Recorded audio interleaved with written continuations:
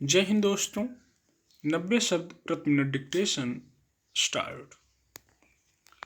मंगलवार को महाराष्ट्र में भाजपा के नेता मंत्री पद की शपथ ले रहे थे और बिहार में भाजपा नेताओं की मंत्रिमंडल से विदाई की राह तैयार हो रही थी।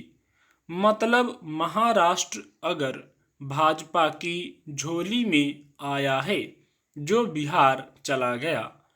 पिछले महीनों से जो तल्खी बढ़ रही थी, उसे दूर करने के प्रयास उतने नहीं हो पाए जितने होने चाहिए थे। पिछले लोकसभा चुनाव में केंद्रीय स्तर पर भाजपा की बड़ी जीत के बाद जनता दल यूनाइटेड का मंत्रिमंडल में शामिल होने के लिए खुशी खुशी आगे न आना समस्याओं को बढ़ाता चला गया। नतीजा सामने है, राष्ट्रीय जनतांत्रिक गठबंधन टूट गया।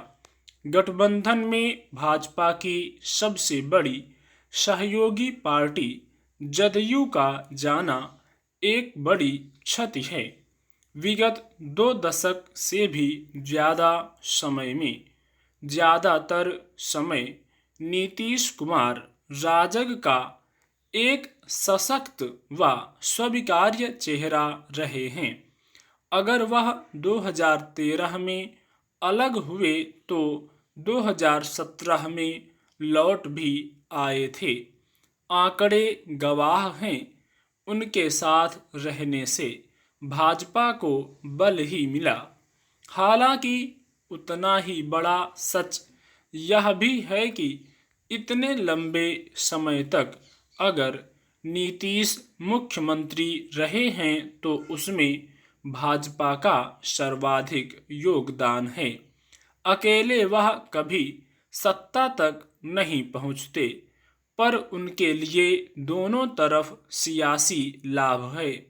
राजग में रहने के अपने फायदे हैं तो महागठबंधन में रहना उनकी समावेशी राजनीति के मुफीद है। बहरहाल बिहार में हुए बदलाव से राष्ट्रीय राजनीति का समीकरण भी बदल गया है। लोकसभा में 16 और राज्यसभा में 4 सदस्यों के साथ जदयू पूरी मजबूती के साथ राजग सरकार के साथ खड़ा हो जाता था। यह भाजपा का सबसे बड़ा सहयोगी था।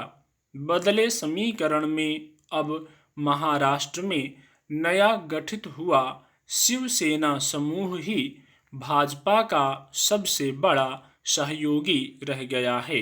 इस समूह के पास कुल 12 सांसद हैं।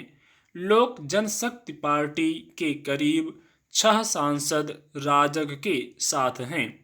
अपना दल के 2 सांसद हैं और उसके बाद राजग में 6-7 दल ही हैं जिनके एक एक सांसद हैं।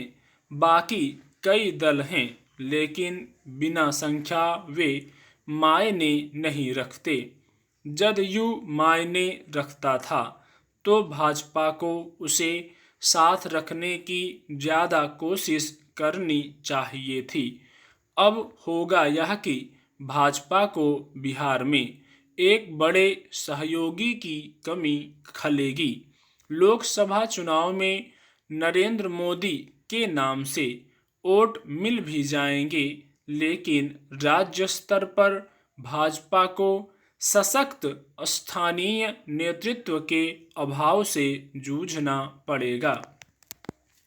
दूसरी ओर जदयू बिहार की सत्ता में बना रहेगा और उसके साथ राजद, कांग्रेस और वाम दल भी मिलकर काम करेंगे।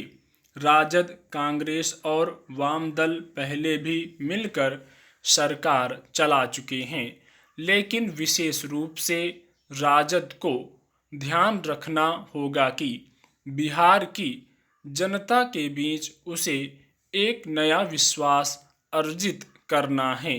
बिहार में बहुत काम शेष हैं और तेजस्वी यादव बखूबी कमियां गिनाते रहे हैं। अब उन्हें मौका मिल रहा है तो लोगों की शिकायतों को दूर करें। स्टॉप।